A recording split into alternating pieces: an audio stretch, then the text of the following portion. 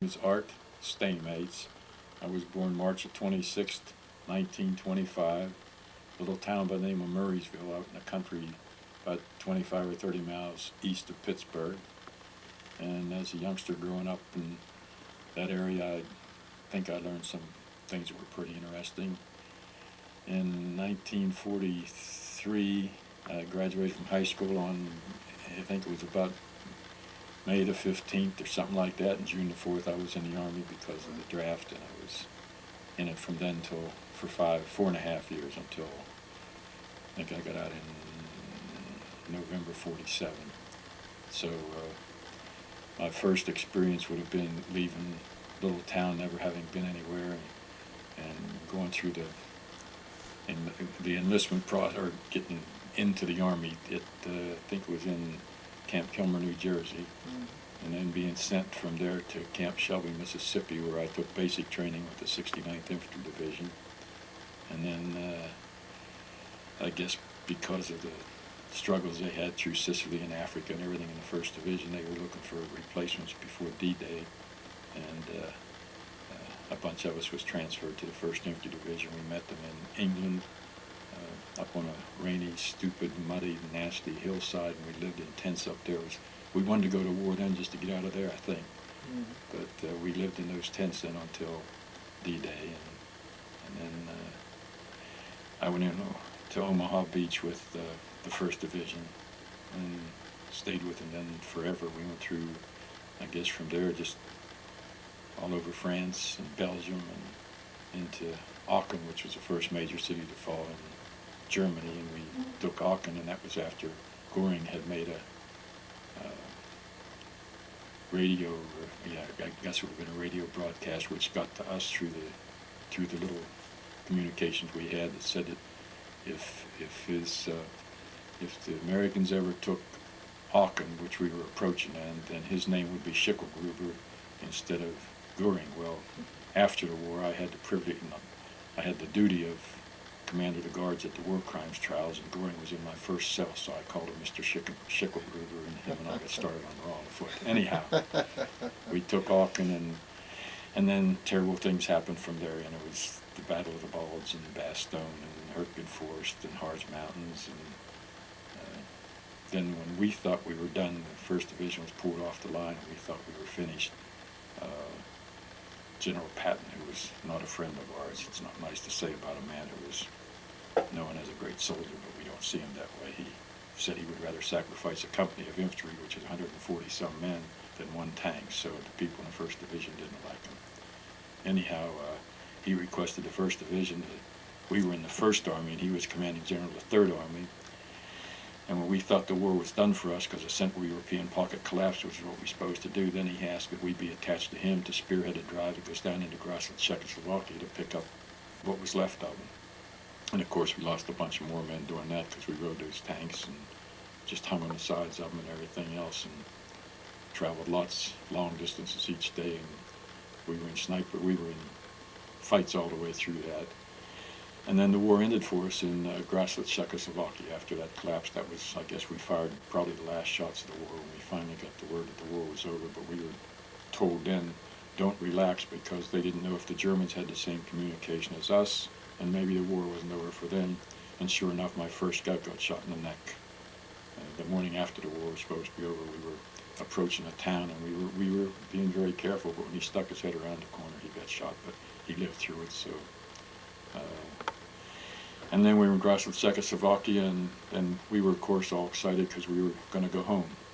And then the 1st Infantry Division was put on alert to go to Japan. They wouldn't turn us loose because of the experience that our guys had had. So we had to stay there and train recruits coming in. Mind, after we'd been in combat all that time, then we got to train recruits coming in who were supposed to have been trained, but we had to train them in real combat stuff. And we started doing that, and then we got a call from 1st Army headquarters that in the Nuremberg war crimes trials, which was being set up then, they had MPs there on duty. And they were concerned because we would have the 21 big criminals that we had were the 21 highest ranking Germans on trial, and they were afraid that there was probably hundreds of thousands, because it's their country, that hadn't surrendered yet, maybe they would come in to try to recapture them, so they wanted infantry in there. And our battalion was selected to go in and pull the war crimes duty, which was a blessing for me because we were there for 19 months from the time we pulled into it, and then the war in Japan ended, and then the colonel of our regiment said, I was commander of the guards, and he asked if I would stay to go through this guard duty, and long story short, I said only if I could call my parents, and so anyhow, they made me some offers that I couldn't refuse, and so I stayed, and I was there 19 months till today we're all hung, and doing that 19 months is why I said it was great, because that's where I met my wife. She lived about 3.5 or 4 blocks from the Palace of Justice of Nuremberg, so I got to know her, and we got married, and had 4 great kids, and everything was fine. We were married. It'll be 61 years in November since we were married. So, so it's been I loved the Army. Combat was a god-awful thing, and I wouldn't want to go through it again, but if had I not gotten married, I would have probably stayed in the military, because I enjoyed everything else. I enjoyed the friends you make, the discipline, the whole idea was great.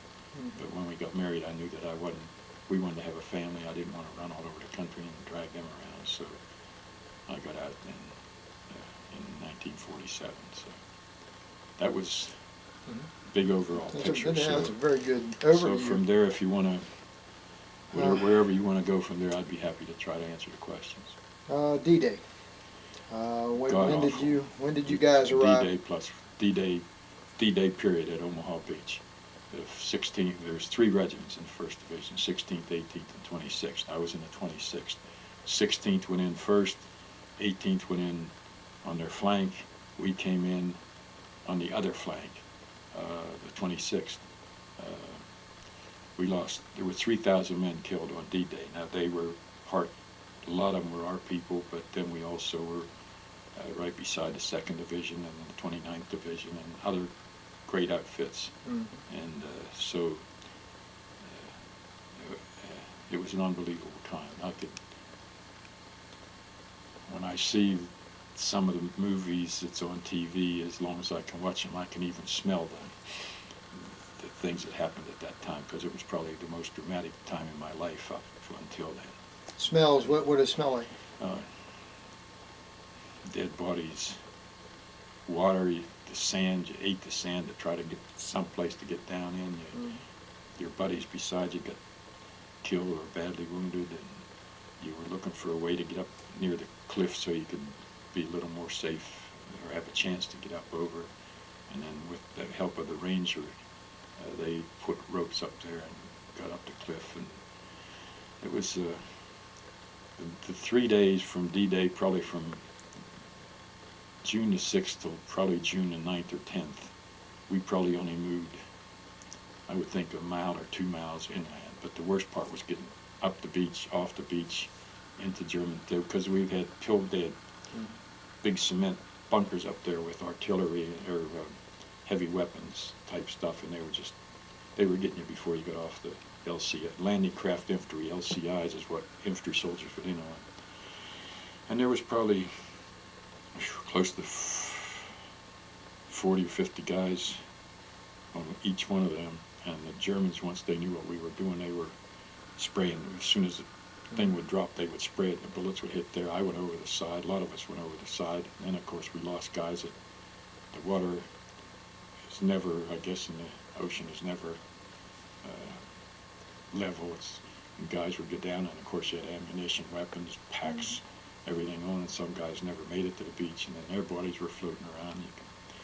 And then the guys that tried to find something to hide behind, like things that the Krauts had put in the water to keep us from getting in there, easy big arm type things. Right. You try to hide behind them, and guys were laying there that didn't have as good a luck as I did. And how long do you think it took when you started to get off the boat till you got to the cliffs? For me personally, probably an hour and a half, but for some of the guys it took all day. Just couldn't or wouldn't get out of the water or get away from a place where they had a little safety or something. And some of us, well, we were all told that, you know, there's two things can happen to you on the beach. You're either going to get killed or you're going to attack. You can't, there's no way to go back. Right. And so I was a disciplined soldier, and I believed that, and I went with what had to be done. And I got the name Lucky on that day. My buddies, when they called last night, said, "Lucky, how you doing?" I know right away who it is because Right. I was lucky.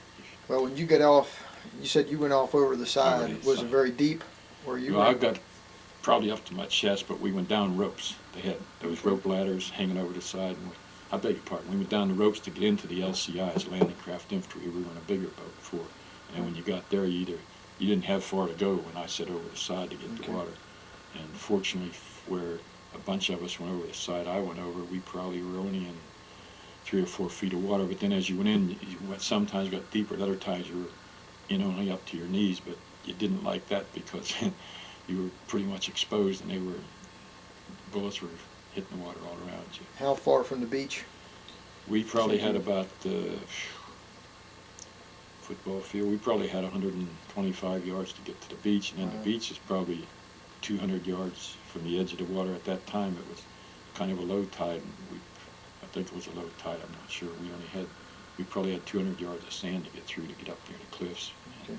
And how long did that take? Did you guys just kind of sprint for that, or was you pinned down? Well, you'd get pinned down, and as soon as there was a break, you'd get up and go as hard as you could go. And the Air Force was supposed to come in before and bomb the beach and let craters for us to get into, but the weather didn't allow them to do it. So when we hit the beach, what we had been trained to do was get in those bunkers that the Air Force bombed holes, but that didn't work because they weren't there. So we had to improvise. You just had to get down when you saw there was no chance to move, and then move as fast as you could for as long as you could, and then hit it again. And it was bad duty.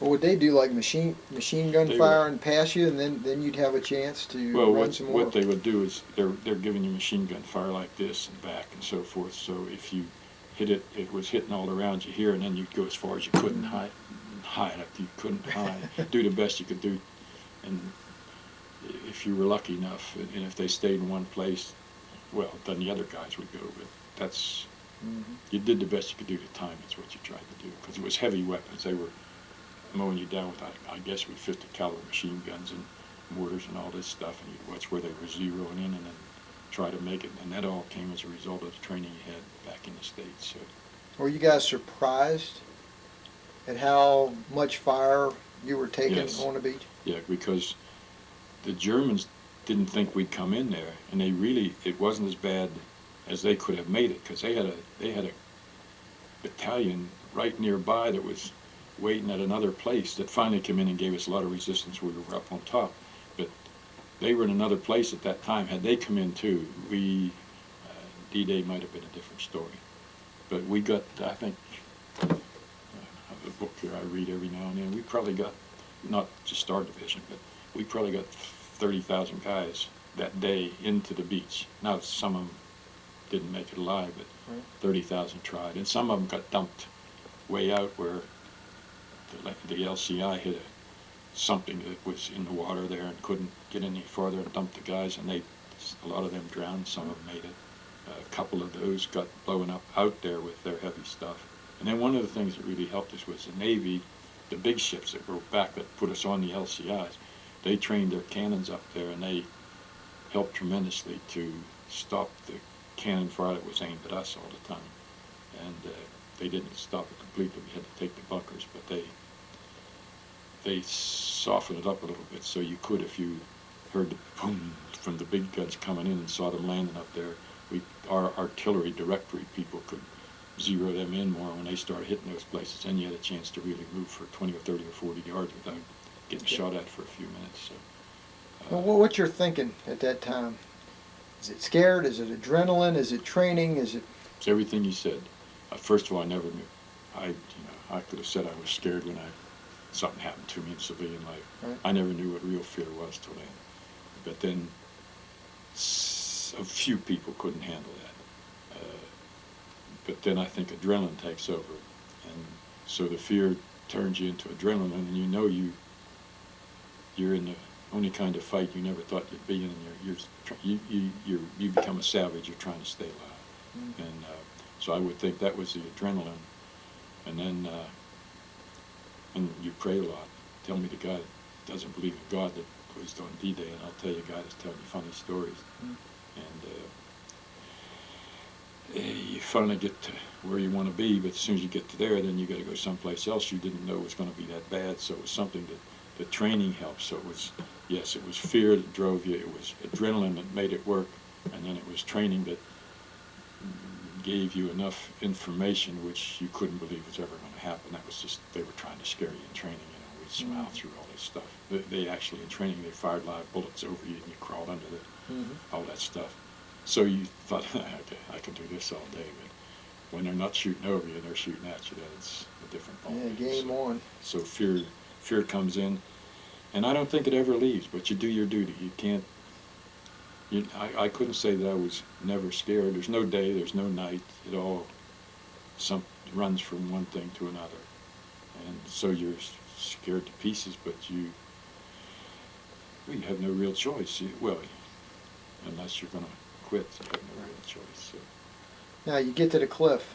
What's the challenges of getting up there and finishing off the job? The challenge, the ranger people, like I told you, had ropes they shot up there and hooked in. Well, the Germans tried to cut some of the ropes, and then others held, and so guys got hurt getting up and down the cliffs. Ours was not as steep to where we hit, where Dextrose Red was the beach. I went in on Omaha Beach, and it was not as steep, and we could actually climb it.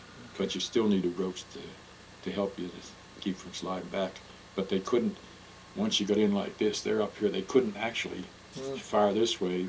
The ones over here then would try to get you going up the cliff, and that's why we needed help from the big ships to get some of those pillboxes. So that was a bad day. How long did it take, you suspect, to get up to the cliffs and take those pillboxes?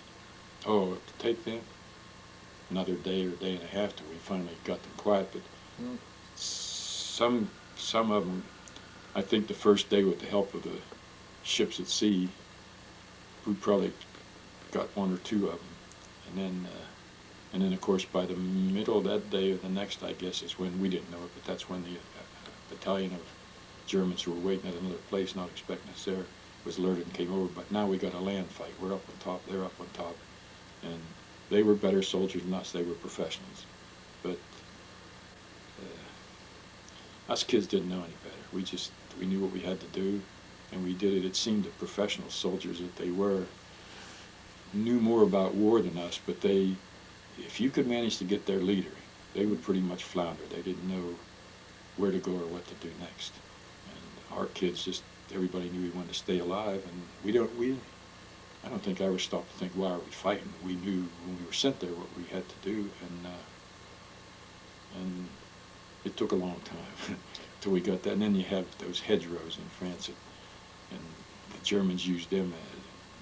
They had tremendous ability to use them the way they should be used. We just tried to get through them. Of course, there they are on the other side, and we learned that lesson quick. And so we lost a lot of people because we didn't know what to expect in some of those instances. But most of the guys that were lost were doing their duty beautifully, and just the bullet got them instead of the next guy or something. So the bullets, so it was a bad day. Now with the hedgerows, as you're advancing inland, maybe give us some details on that, what problems you encountered and how often you're engaging with the enemy as you're engaged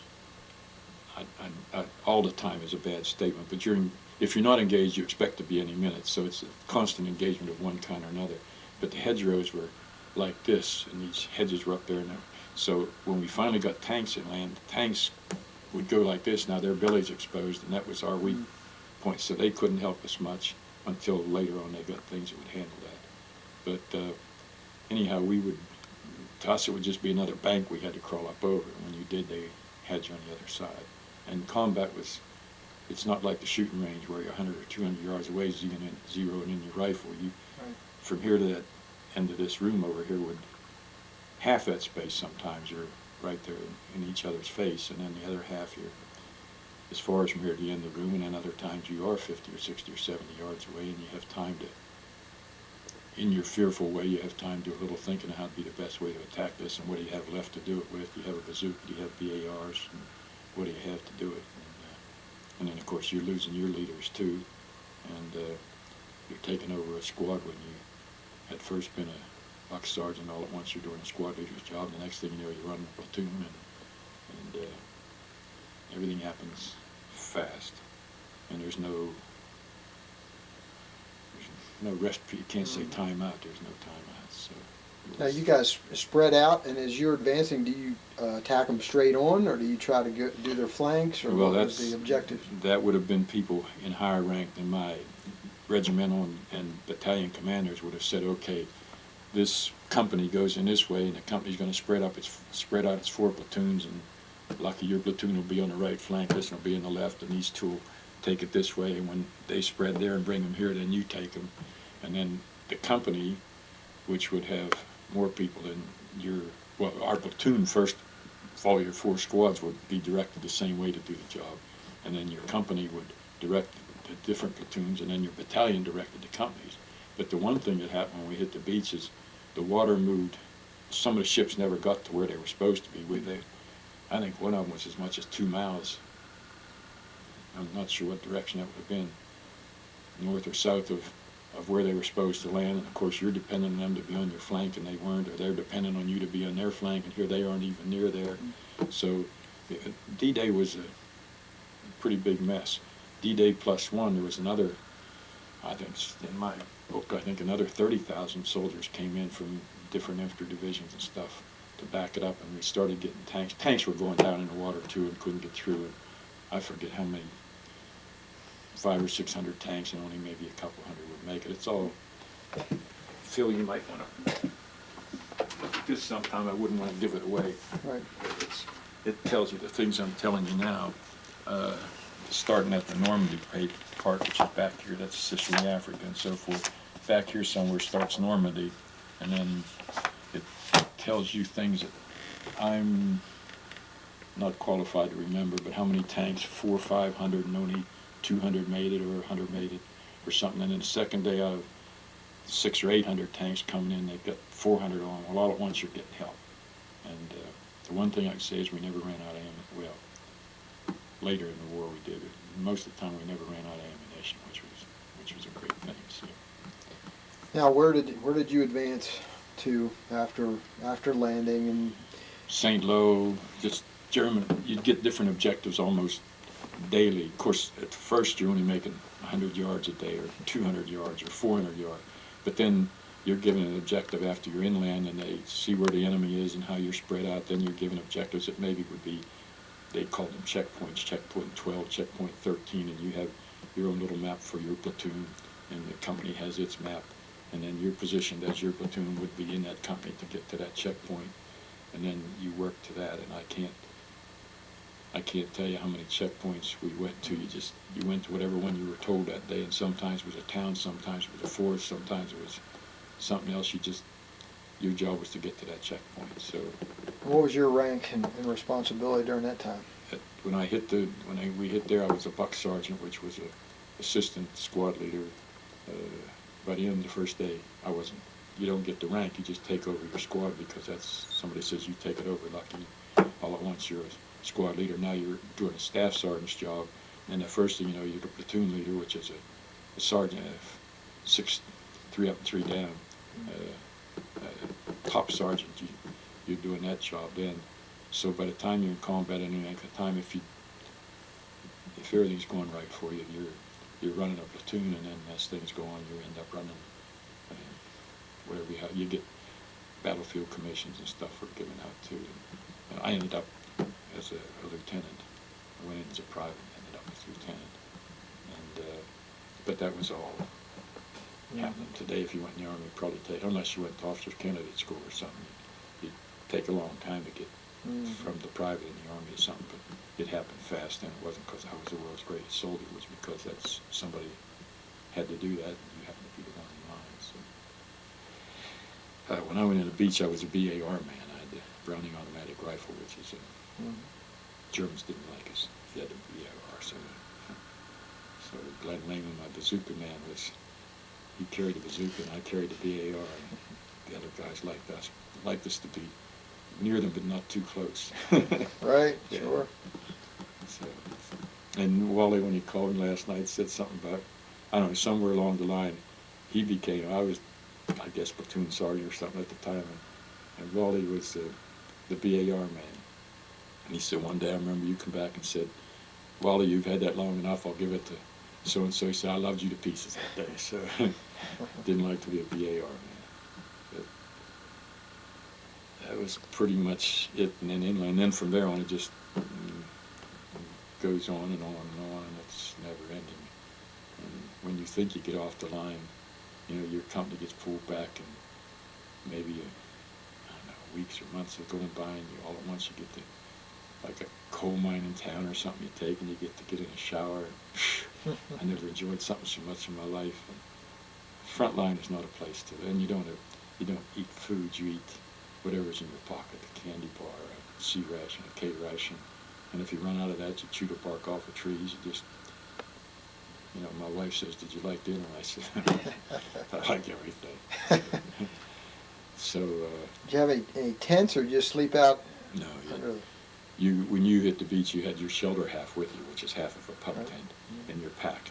Well, by the end of the first day, you didn't even have a pack. You got rid of everything that slowed you down. The only thing you had was maybe your canteen with some water, and you never bothered carrying the mess kit then because you weren't going to get any meat anyhow, so you didn't carry that. You carried I always had lots of guns. I had a 32 and I had a 45 and I had everything else, but the trench knives and my boots and stuff like that, because you did have, I never was engaged as close as here to you, but almost that close in well, yes I was, behind a log in I guess that was in the Harz Mountains or something, but I didn't know it was him, and he didn't know it was me. I thought it was one of my buddies, and we found out it was each other, and that was bad. We were all over the place, but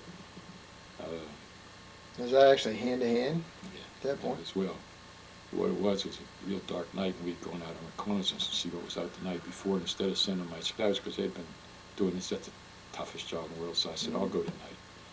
And so I took 3 other guys, and we went out, and it was the old cliche, and I remember it so close that night, you can't see your hand in front of your face. It got so dark that right. I literally went like, they were holding each other's rifle butts to keep following, and all at once this storm came up and lightning struck, and when the lightning struck, we were right up beside the tent of a German. Well, I know it was an artillery outfit because I went like this and said, uh-oh, because I had my hand on the front end of an 88 millimeter cannon. Oh. So I knew that these guys in that tent were from it. Well, I could have sprayed the tent, but I didn't know who else was there, so our best bet was get out. So I said, get out of here. So we turned around and started back, and this lightning struck where they could see us, and I dove in behind the log, and my other guys did too, but when I did, my helmet came off, and I hit this shoe. And one of the guys that I thought was closest to me, his name, we called him Frenchy. I'll tell you his right, well, it doesn't matter what his name. Anyhow, I thought it was him, and I said, Frenchy, you okay? And he didn't answer me. About that time, this guy, well, no, what happened then is I go to shake his foot, and I felt the hobnails in his boot, and that was jerk. And I thought, oh, man. So I jumped over the log to the other side, I guess, while I'm thinking what to do. And he did too, and we had it out, and I happened to win. So that was the only real one-on-one rolling around on the ground getting that stuff. Knives or bayonet or? Well, it was my trench knife, yeah, because by that time I didn't have my rifle, right. I didn't have time to do all that. So it came in handy. Well, that trench knife, right there. I still have it somewhere around here. So. How about the other guys that was with him? We all 4 got back, and none of them had any of that kind of problem, but they did get shot at once the lightning struck. Then they would spray that area, but I was under that log with that guy then. And of course, when I dove in here, I didn't know anybody was on the other side of that log, and that wasn't good. But and of course, we had passwords and countersigns. When you went on patrol, you always had to know that night the password was hi-yo, and you had to say Ranger or something when you came in, so they'd know that it was you sneaking back in. Right. And fortunately, everybody got back okay, but we didn't know that till daylight, because when you get back, you don't. Because sometimes when you scatter like that, you end up in somebody else's company, and that's when you don't know what their password is for the night, and that's bad news too. That's happened to us several times where you go the wrong direction because you don't have time to read a compass. You're just getting out of there. So So how many men would know that particular password? Just the guys Your just whole in your... company. Okay. But you don't know, your platoon might be in the middle that day, and you think there's a platoon here and a platoon here, and then there's other companies the same way here where you might have got this direction or that, and unless it was time where the battalion made the password that day, then those companies had a different one. But you could always say, hey, I'm Baker Company, and that's us. If you're any doubt, you'd say hi yo, and they'd say what, and if nobody answered you if you didn't answer with Ranger, and I'd say hey. If they said something different, I forget what it would be, then I'd say, hey, we're with Baker Company, and then they would understand, because the Germans were pretty good when it got to the bulge. Take us through kind of the timeline and any events that you can recall as things progressed.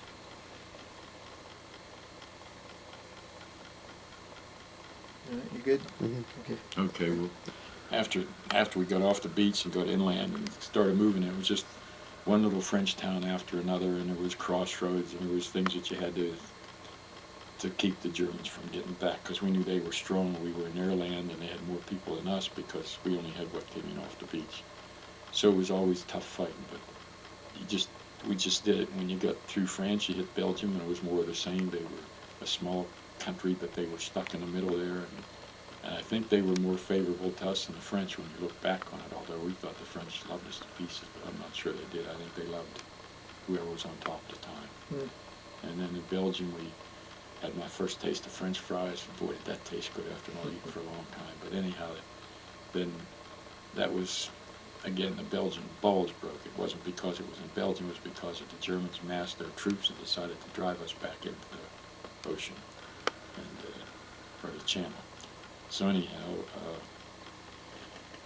that was bad. The Germans had captured enough for our people to have uniforms, and the snow was god-awful, and the weather was cold, and it was just terrible. So the Belgian bulge was the closest we came to, well, we did get whipped. We got whipped real good for a while, and then we had guys hold up, with very few people, held up hundreds of Germans just because we wouldn't quit.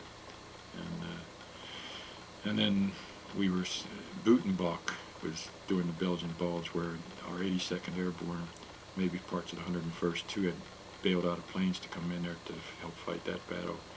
And the Germans had surrounded the town of Butenbach, and they were shooting these guys hanging in trees and coming down in parachutes and stuff. So we got a call from whatever our checkpoint was at that time to drop everything and head for Butenbach. We had to get the 82nd Airborne out of there. And, How far distance was that? I can't answer that, because some of we rode on tanks, some of we walked. Okay. A day or 2 days, I don't know what it was. But anyhow, we got in there, and that was a terrible firefight for a while. Matter of fact, I've met people here who was in the 82nd Airborne and that were my age, and they said something about World War II, and I said, what were you in? They said, the 82nd Airborne. I said, were you at Butenbach? And then you and them are great buddies for the rest of your life, because I said, well, we came in. They said, oh my God, it was 1st Division came in. Anyhow, you got through that part, and then, of course, the next major objective was Aachen, which was the first city, major city in Germany to fall, and you had to go through the Siegfried Line, which is where they had the pillars and everything that tanks couldn't get in and stuff, so they thought.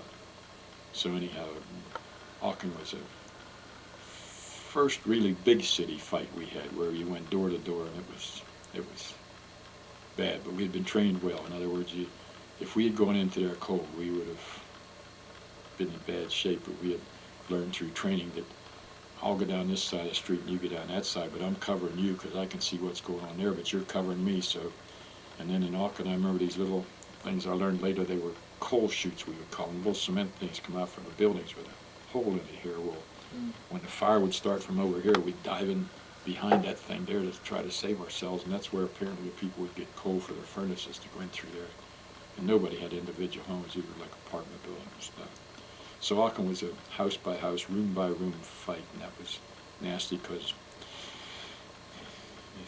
if I saw something happen on that side of the street and I called to you and said, that house right there, then you had to throw grenades in there, and you didn't know, you were scared to death, but there could have been women, children, you didn't, but you knew there was action in there and it wasn't looking good for you, so you tried to stay alive is what it was. So Aachen was a tough fight.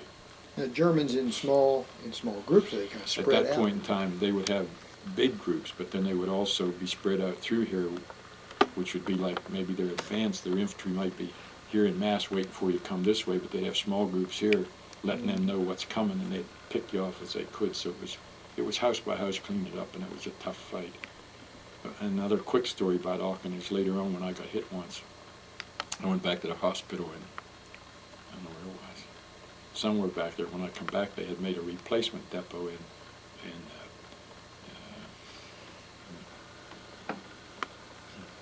in Belgium. Anyhow, you came up, Vervier's Belgium. They had a replacement depot there, but when guys come in from the ships and stuff, and we need replacements so bad, then they'd bring them into that replacement depot, and then the trucks, 2.5-ton trucks, would bring them up to the line as close as they would come, and then dump them out. Well, anyhow, when I come back from the hospital, I was in one of those trucks, come up, and it was at Vervier's. And then the next stop they took us up to was Aachen. And going into combat was a god-awful feeling, but you didn't know. You weren't scared till you got in there because you didn't know what you're getting into. Coming back to the line after you've been off it for a few days is the worst feeling in the world because you know what you're going to walk into right away. So anyhow, we were coming back up, and they stopped at Aachen, and I got out of the truck, and I just had to get by myself. So I took a walk way around the edge of town. There was a big old meadow there, a field, and there was snow about this deep, and I just was walking through there and thinking what we went through in that town, and it's going to be better, and the war's going to end soon. I'm getting myself ready to go back up front. And I only take about 3 steps after all this is in my mind. There lays one of our guys that had got killed in the battle for Aachen, and apparently he had tried to get away from where he was, and that's where he ended up. And so I had to take his dog tags off. He'd been laying there now for some time, and I had to take his dog tags off of him and put the bayonet down, stick his rifle up, and then get back and get a hold of grave registration back in Aachen, and asked her that when I got radio equipment back in Aachen, and asked him to come and pick him up. So right away I was mentally back in combat. I became a savage again. So then you go up to the front line. But that was a quick story of Aachen. And then from Aachen it would, now you're in all the battles that happened up from there, and there was the Hurtgen Force, which is a god-awful battle. There was the Harz Mountains, that was getting near the end of the war, and they weren't as nasty then, but we got surrounded there, and that was bad, because my outfit was down to, I had very many men left, and there was an artillery thing up on a hill in the Harz Mountains, and those 88 millimeters were the greatest artillery piece in the world. They were so perfect with that thing. They could put it in your hip pocket. You couldn't get behind a log and be safe, because they'd get you one way or another. Plus they could shoot tree bursts up in the air and explode them there and let it rain down on you. So we were getting our butts kicked pretty good, and it was this artillery was killing us, and we got to take that. We got to go up in that mountain and get it. So I take a company, 2 platoons, and go up the mountain to get it. And all at once they just opened up and left us come up there, and we get up to the top, and there's no artillery. And now I realize what had happened. They opened up and left us get there, and now they've got us. And so we were there for 3 days. That's the first time I ate bark off of trees. And we were almost out of ammunition. We were being real conservative because we just kept fighting them back and holding as long as we could. And my radio man finally got a hold of King K Company, which is King Company, and a guy by the name of Doble was the top kick in King Company, the top sergeant. And I got him on the phone, and I said, "Hey, Doble, we got to have help. We can't get out of here, and I can't get in contact with my company." He said, "I'll send what I can." He said, "I don't have too much." I said, "What can you send me?" He said, I'll send you a platoon." I said, I don't care if you to just get them to start a firefight down there so the Germans turn to you long enough for us to start down, and we'll take it.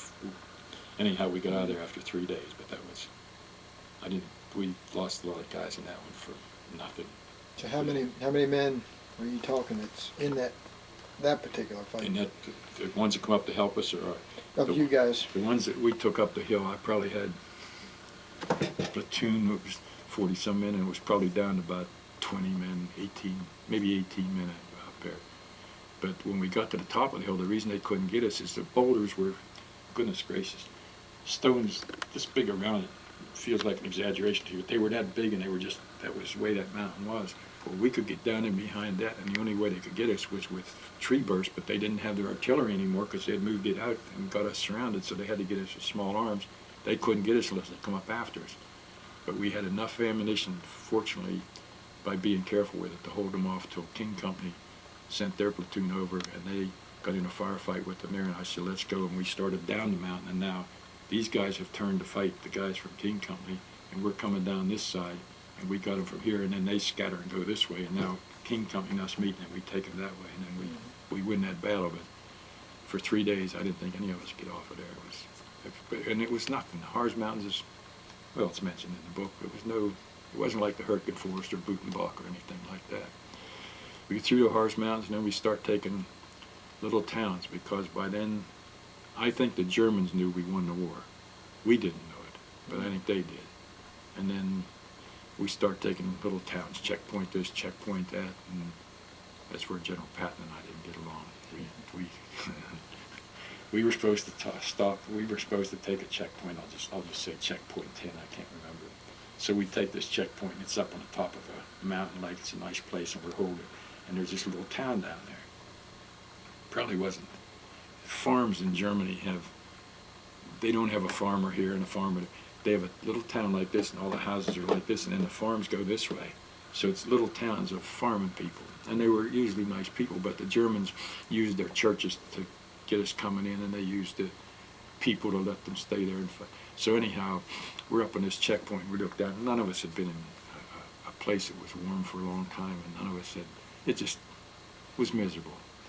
And so one of my guys says to me, Lucky, why don't we take that town? I said, we're supposed to hold at checkpoint 12. They said, well, we can take that town. We could take it in an hour. We'd have a place. We'd have a warm place and put up a perimeter guard. We'd have a warm place. We could stay in the house and sleep. They probably got some potatoes and stuff. Well, the more he talked to me, I said, why not? So we go down, and it only took us 2 or 3 hours to take the town. So we take the town, and I'm going to bed probably after the perimeter guard and stuff was up. I probably went to bed at 1 or 2 in the morning, and about sunlight, I heard tanks. And I come jumping out, and I had one of those big German comforters, they call them, ticks or something. I forget what. I was comforting, didn't take my shoes, and didn't take nothing off because you couldn't. And I hear these tanks, and I go, oh man. So I holler, and the guys that run perimeter guard hadn't fired these shots. And I say, oh man, those guys probably got killed in here. So probably about 15 of us, whatever was left, we assembled on the street out there getting ready to go. And I look up and I said, they're ours. When they get close enough, you could hear the difference. I said, they're ours. And I look again, and here comes a Jeep driving forward with a guy in the back with a tripod and a camera. And in the lead tank is General Patton with his chrome-plated helmet and his chrome thing. And he's standing up in a turret like this. And what it is a publicity piece for the newspapers. Well, of course, the newspapers at home are going to say that he took this town. I don't even remember the name of it. He took this town or something. And there's our general coming in, you know. Right. No, we didn't like him to begin with because he'd already said bad things about losing a company of infantry instead of a tank. So we're sitting out, so we just sit down on the edge of the street like this. And they come by, and all at once he lifts his hand up, and all the vehicles stop. He said, "Who's in charge of this outfit?" They all pointed to me. And, you know, in combat, you're dirty and you're unshaven and your clothes are all torn up or wet and soaked. Anyhow, he goes like this, and I walked over to the tank, and he said, "Who are you?" I told him my name. He said, "What outfit you with?" And I told him that. Of course, he could see that. We always had the patch up. And he said, told one of his aides, "Get this man down, we're going to put him on report." And I said, "Yes, sir." And so they left. And of course, then I knew I was going to get it sooner or later. Never heard a word, by the way. Yeah, right. But I knew I was going to get it, so that was one more reason why I personally wasn't in favor of Patton, because now I know all at once he's not only, probably is a good general directing people, but he's a showman. He wasn't going to take that town. There was nothing in it to take. It was going to be a big thing in the paper about how he took this town. We'd taken it the night before in an hour with 20 guys or something. And why that reaction? Why, if it's a publicity thing, why didn't he do just the opposite and give you congratulations for taking it? Because where were you? Why are you in this town? I said, we were up in checkpoint 12. He said, or whatever it was. Well, was that your objective? I said, yes, sir. Well, then what the hell are you doing down here? And all this kind of language. Right. And I said, we wanted a place to sleep.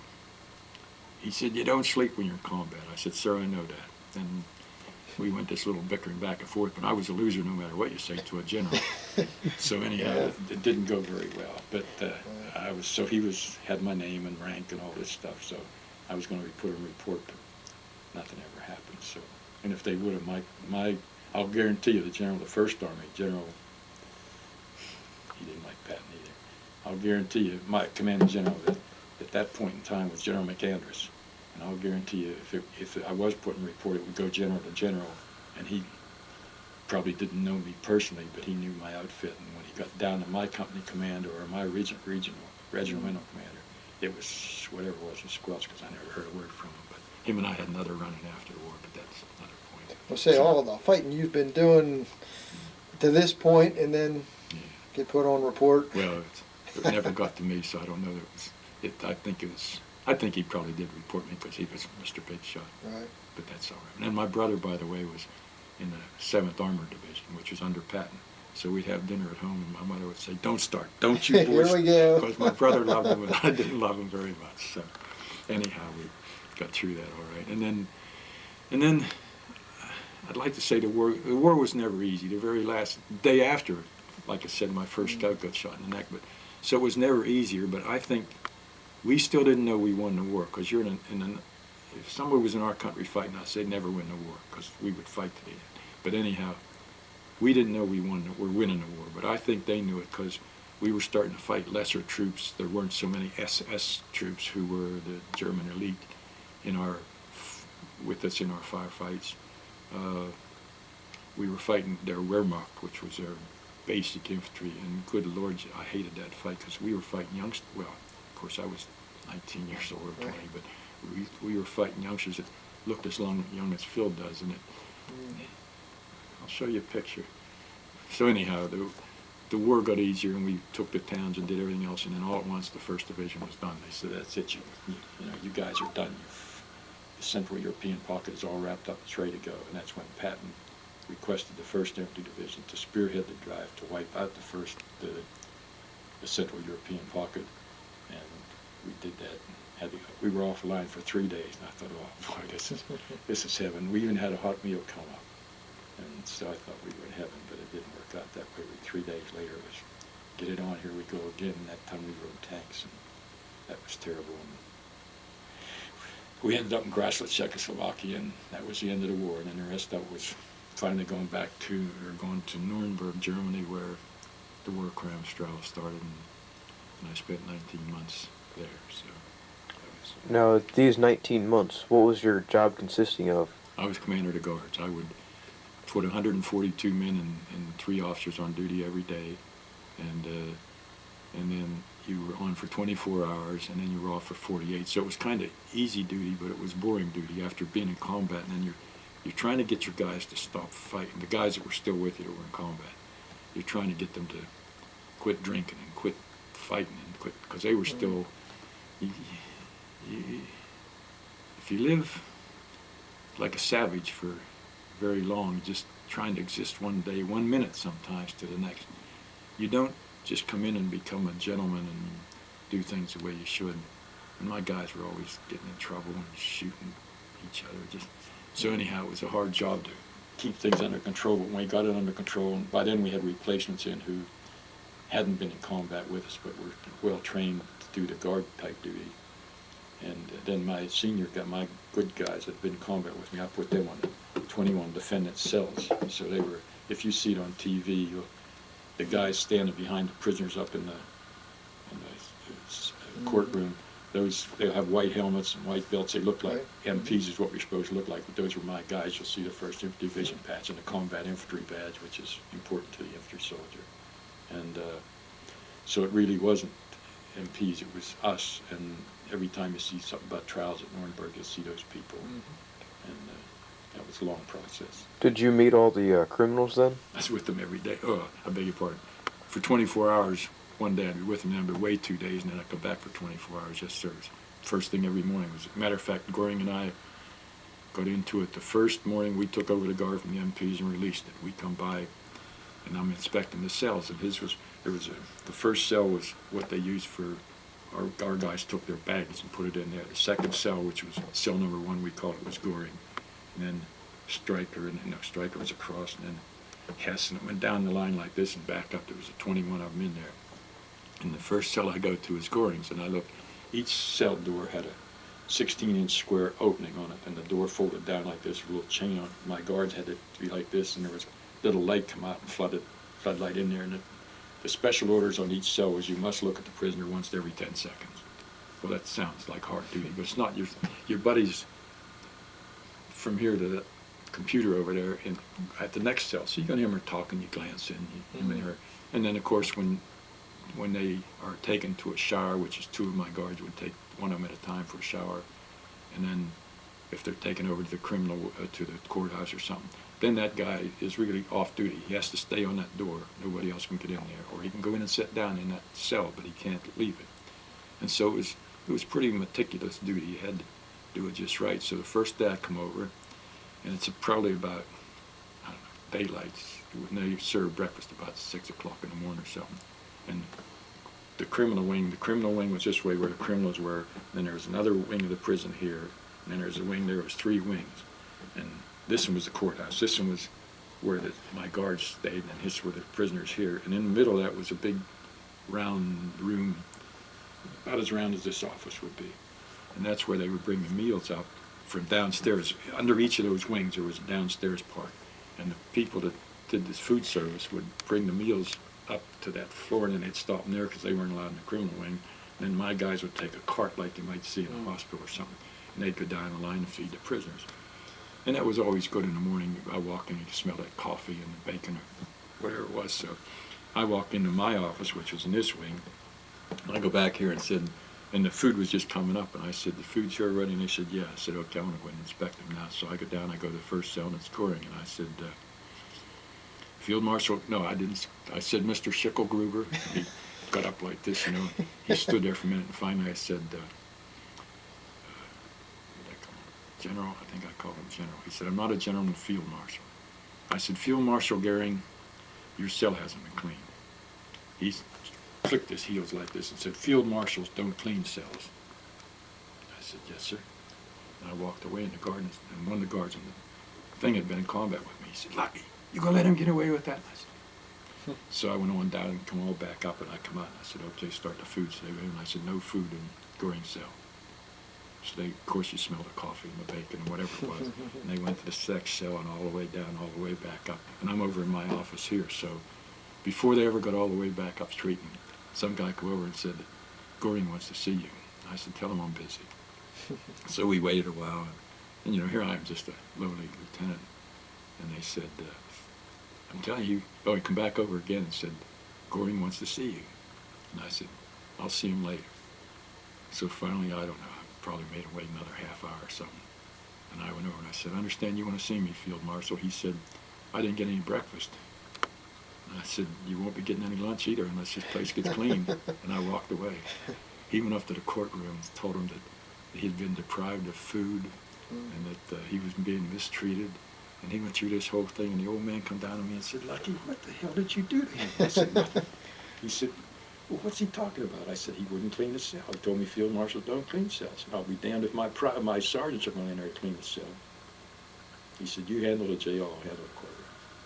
That was it. So from then on, Field Marshal Goering cleaned his cell, and you could have became, he was the smartest one of the whole bunch in there. And why do you say that? Because he would answer questions in the courtroom.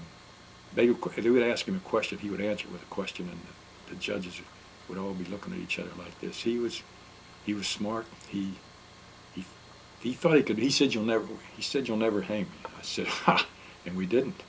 He committed suicide, and there was no way in the world he could do what he did. But anyhow, he was the smartest one in there. But and so they almost all of them spoke almost perfect English. Is that right? And they were ready to take over our country. And so him and I had some longer conversations. Like, he never liked me, and I never liked him, nor did I want to. But we were civil with each other from then on, and we had lots of talks. And then I had, Phil would have loved this, I had the last week or two of the trials. the defendants were allowed to visit in each other's cell for as long as 10 minutes at a time under strict guard. And what would happen is maybe Admiral Nimitz, not Admiral, anyhow, the Admiral of their Navy, he would have to get permission. So this note would come to my desk and say, Admiral so-and-so wants to visit with Hermann Göring today. Can you arrange a meeting? And then he would sign it. So I'd take that over to Göring and say, what the hell is his name?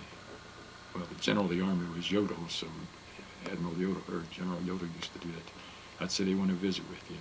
And then Göring would have to he'd have to sign that okay, and he'd sign it. And then I would arrange the meeting for 15 minutes at a given time with 2 guards. And so I had all of those. I don't know why I kept them, because it was boring, kind of boring duty then, but I kept them. So I had all of those, and I had pictures of them before and after they were hung. I had all this kind of stuff, and my aunt was a school principal in a public school back in western Pennsylvania. And when she saw this, she asked would she take him to school. And I said, oh, sure, for her civics class or something. Of course, at that time, I had shoeboxes full of watches and rings and guns and everything else. Everybody said hello to me. I gave them some. But anyhow, she took those, and she died shortly after. It's my father's oldest sister, and I've never seen them since. I don't know where they are. I've asked everybody in the family, did anybody? So apparently they were at the school somewhere, and where they went from there, I'll never know. But this would have been something you would have gloried in. But instead of that, I had nothing. What was the personalities of the other guys? Frankly, Julius Streicher was an animal. They called him the Great Jew Baiter. And Göring told me, the way that I learned that was Streicher had asked to visit with Göring. Now his cell was right across the hall, but they couldn't communicate unless we approved it. So he asked to visit with Göring, and I took it over and said, Herman, I didn't call him Herman, I called him Field Marshal. I said, Field Marshal, Streicher wants to visit with you. He said, I don't want any part of him. He's trash. And I said, and those weren't his exact words, but, and I said, why do you say? He said he was an absolute, I can't think of the word he said, but just an idiot that he would go out and if Hitler's great wish was to have some more Jews annihilated, he would go to wherever he was at the time and he would kill a bunch of people, whether they were Polish or Czechs or whatever, and then come back and the report would be that 70 or 80 Jewish people he would report were annihilated, and that's how Göring said he's too dumb to be a general. But that's how he got to that thing, because it wasn't an idiot, it wasn't an animal, I don't know what the words were, but it was that he was nothing. And then we found out in the jail that he's an absolute goof. He would tell our guards of his sexual exploits, and he would tell our guards, he'd ridiculed them all the time, and I should put some of this on tape, but one day, on that little 16-inch door, there was 2 steel rods down the middle, and this light, so he was just all over my guard, telling them all kind of terrible stuff, and running around in there nude and doing it. So I go over and I said, come here, and he come over by the thing, and I reached in like this and got his head, wham, and I pulled him in. Right. It was bad. I put two big messes on his, I don't know if I should say all this. That's all right. But anyhow, he went up to the courtroom and said that he'd been beaten up by the man of the guards and all this. And the old man come down again and said, what the hell did you do to Göring? I said, it's a long story. And I said, he's goofy. He beats his head on the wall and he beats his head. I said, he'd beaten his head in the bars and then blaming me for it, I guess. The old man looked at me like this and said, you run the jail, I'll run downstairs. So I got away with that one too. And who is the old man? What's his name? At that time was Colonel Lupanesi. He was the colonel in charge of the thing. And then one of my boys hit Göring, hit him on the jaw. And that I had to go through a whole lot of stuff with that. And another one was supposed to have been trained in the weapons, and he was in the courtyard outside where, from the criminal wing here to get up to the courthouse, there was a courtyard out here that if they could go out there a few hours every now and then for an hour or something, but in just groups of 1 or 2, and my guards, of course, all around there was up on top with machine guns and stuff, so we were all okay. But anyhow, then there was a catwalk that went from the criminal cell through there without going into the courtyard, and our guys made it out of plywood and stuff, put up there so the prisoners wouldn't be exposed going up there. Well, one of my boys that was attached to me, he wasn't in combat with me, and he didn't know nothing, but he was in the courtyard. He had a Thompson submachine gun. Well, supposedly he was trained on it, and I had him down there on duty, and one day he gets to messing with that Thompson 7. The Thompson, when you pull the trigger, it just rides like this, you know. And thank God there was nobody in the thing going up to the courtroom, but he pulled the trigger and just all like this. Well, everything broke loose, and everybody come down and said, "What happened down here?" And man, I couldn't explain that one. I just said the boy doesn't know what he's doing, but he didn't mean no harm, and nobody got hurt. So I took him off that duty and put him somewhere else. But little things like that would happen. So the trials were really monotonous once you went through the first 24-hour period, and then it was off for 2 days. And during the 2 days off, you weren't off duty. You were off duty at the courthouse, but you were still out training replacements and going to the ranges and training guys and stuff. So it was still duty, but you were only at the courthouse every third day, and there was always something happening. So, but we got it all done. So. Was that the catwalk you was calling? Was that also known as the wall? I don't know. Is there something that brings that to your attention? There is. No, we just called it the catwalk because the guys come in and just used plywood and made these 2 walls to close it in and painted it, and then there was planks up like this. So it wasn't a very elaborate thing. It was just a way to keep them out of view when they're going from the criminal wing up to the courthouse. Is there any of those guys that, I don't know if Finish up the war crime trials thing, I think it best that I tell you that Herman Goring told me on more than one occasion that we would never hang him. I told him on each occasion that he was thinking wrong because we would hang him. And my guys, I told you, there's a spotlight shines in through this window, they would take shoestrings and make a hangman's noose. And they would go like this at night, and his head, he slept here with his head there looking to that wall. And these guys would go like that, and the noose would be on the wall. Then he'd holler that they were abusing him and stuff, and I'd go over and listen, and I'd say, "Herman, you got to get hung. You have to accept that." Well, so anyhow, that was that. Anyhow, the war crimes trials ended. We did hang them, the ones that were supposed to be hung, all except Corey. He committed suicide. We faked it. We put a rope around his neck. We put him on a stretcher. We carried him out and laid him with the rest of the people who had been hung. And Life magazine came in and took pictures of that. And then, of course, we had to try to explain how that happened, so I was in trouble there. But we got through a lot of things like that. How did he commit suicide? A cyanide capsule. And Gregory Tim Shishin, Tymchysschyn. He was one of my sergeants, and he was tough, about 6'5" and tough, and he was on Goring's door. And he hollered, and I'd go over there, and Greg said all he did was, they weren't allowed to sleep with their hands under the covers. They had to sleep like this. And Greg said all he did was go like that and yawn. And he said the next thing, like that, and he was gone. And when they brought him in, when the MPs brought him in before we took over the guard duty, they found a capsule, a cyanide capsule, in his uniform pocket. Well, that's kind of stupid, you know, that we'd find that. Well, then when we took over, we searched them all again, and we found one. I didn't, but the people who found it between his hips. He concealed it there, and thought he would get away with it, I guess. I don't know what he did with other times. And then, so now we know we got him. And then when he committed suicide with a cyanide capsule, then there's a whole lot of stuff there. They blamed some young lieutenant that was qualified to come in there. I forget what his job was. And him and Goring became friends. Tex. His name was Tex.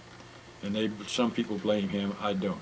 I think it was a German doctor that came in now and then, somehow got it past us. I can't know how, because my guys were in the cell with the doctor. But anyhow, they think he gave him one. And then when we found out that he did this, and then we go in and we search the cell, and back in the corner, I think I explained to you before, the only place my guard looking in couldn't see was back in the corner of the commode.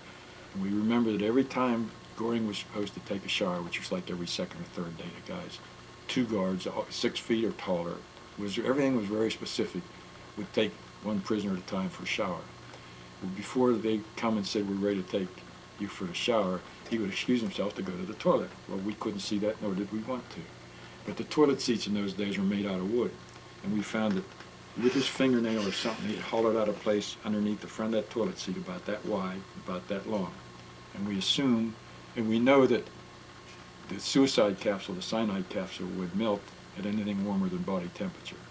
So what they figured then, and people smarter than I figured this out, that he would go there, he'd have it on between his hips or something again. He'd go there and stick it up on that thing and come back in and lay down in his bed, and who's going to go in and look at his toilet till he maybe searched the room every now and then. So anyhow, we figured that's how he got it, and it was less than 12 hours before he would, less than 8 hours before he was going to be hung. He had it timed. He's smart. He had it timed, and he committed suicide less than 8 hours before he was going to be hung. So, and then the war crimes trials ended, and I came home and married a girl from Germany. I don't know if I mentioned that before or not, and was glad it was all over, and came back to Pennsylvania where I left from, and that was it. Started to go to work. How do you think your life was affected by those experiences to where you are today? I think I've been such a happy guy, and I think it happened because I was through what I went through, and if you get through that, there's not too much that's going to bother you the rest of your life. There's going to be terrible things happen, loss of child, something like that is more dramatic than anything in the world, but as far as other things in life that somebody might think is very important upsets them, I don't get upset very often because I think back to when things were tough, and I don't know of anything else that would upset me from that. So I've had a very fortunate and wonderful life. My wife's been a great lady with 4 great kids, and just it's been helpful to me on so many occasions where I would think, well, boy, this is bad or this is bad. It's not bad. You go through that, nothing else is bad. When did you get your discharge from being a draftee? 12 o'clock midnight, sometime in May of 1945, but I couldn't tell you what day it was. I'd have to look at the thing. And then at 12:01, I became a regular Army soldier with the same Army serial number at 12:01 the same day. What awards did you earn? The Purple Heart, the Presidential Unit Citation 3 times. Of course, the Combat Infantry badge is more important to us guys, and you've got $10 extra a month for that. But very few people, compared to the 6 million that was in the service, only 6% of them could wear the Combat Infantry badge. And Purple Heart, the European Victory Medal, the French Fortigier, the Belgique Quadragier. I understand the Bronze Star. Bronze Star. How did you get the Bronze Star? Remember the thing I told you about in the Harz Mountains? Right. I had some guys that were in pretty bad shape there, and I got them out of there okay, and I got credit for getting them out of there okay. And I guess somebody reports that to the commanding officer that this is what saved my life, or it couldn't have been done any other way, and then he writes it up and sends it. And there's a lot of my guys earning Bronze Stars and Silver Stars that never got them because the word never got back to where it was supposed to be, because in the front line, I can't write you up for a medal in the front line. I got nothing to write with. I'm just trying to stay alive. So it has to get through channels. So there's a lot of guys that should have had Purple Hearts that didn't get them. There's a lot of guys that should have had Bronze Stars that didn't get them. And I know the big Indian should have had either Congressional Medal or a couple of Silver Stars for things he did. A lot of guys in my outfit didn't get what they really earned, but they did. You're alive. The rest of it doesn't really matter. I'm still in belief that every man who got killed should be a Medal of Honor winner, but you don't know how you can't do that. So Well, thank you for the interview. Would you have any closing remarks? No, thank you, Phil. Everything was beautiful, and I appreciate the time that you all have taken, and I'm about half nervous talking about it, but it's been fun, so I enjoyed it. Well, we certainly appreciate your service. Thank you. We're Yes, doing thank this you. on Memorial Day. Yep, I'm glad to do it 2008. today. I was supposed to be in a golf tournament